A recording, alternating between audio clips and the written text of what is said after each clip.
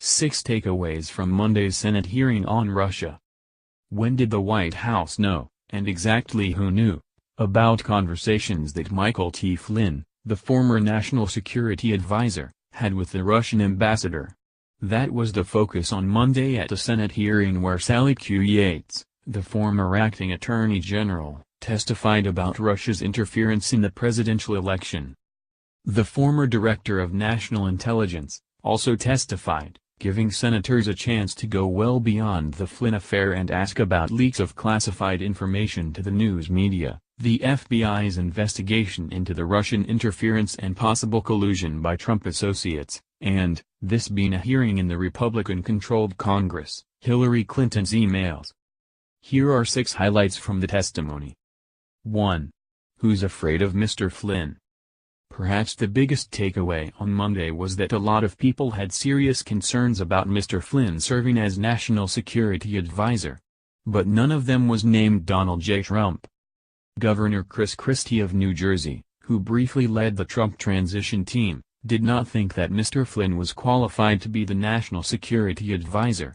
President Barack Obama, who fired Mr. Flynn as the director of the Defense Intelligence Agency in 2014, warned Mr. Trump against hiring the retired 3-star general when the two met in the Oval Office after the election.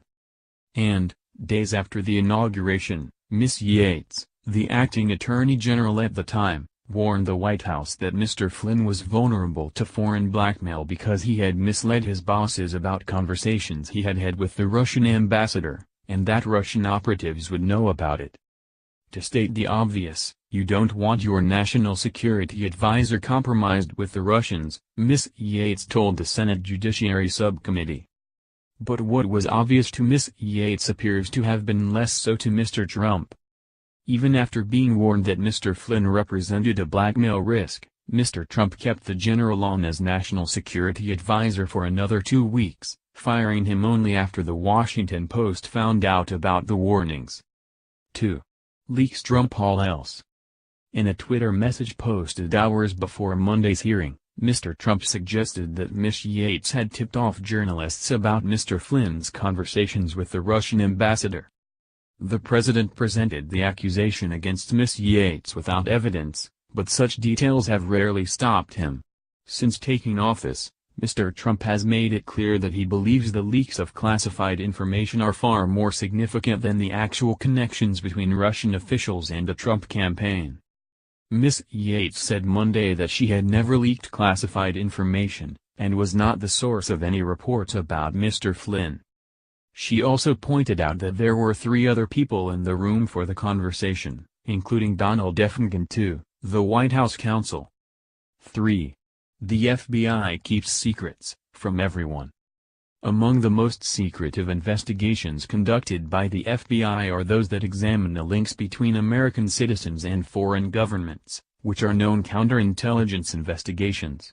So when the FBI began examining possible connections between Trump associates and Russia this past summer, it appeared to have told almost no one, not even Mr. Clapper, who was then overseeing the bureau as the Director of National Intelligence. Mr. Clapper testified Monday that he was unaware of the investigation into the Trump campaign until James B. Comey, the FBI director, acknowledged it when testifying before the House Intelligence Committee on March 20. For Mr. Clapper, the issue is also one of personal integrity. In early March, after Mr. Trump accused Mr. Obama of wiretapping him during the campaign, a universally rejected accusation for which there is no evidence, Mr. Clapper went on NBC's Meet the Press and made a sweeping denial. There was no such wiretap activity mounted against the president-elect at the time, or as a candidate, or against his campaign, Mr. Clapper said. Journalists have since revealed a wrinkle in that story. The FBI obtained a court-approved wiretap on Carter Page, a foreign policy advisor to Mr. Trump's campaign, based on evidence that he was operating as a Russian agent.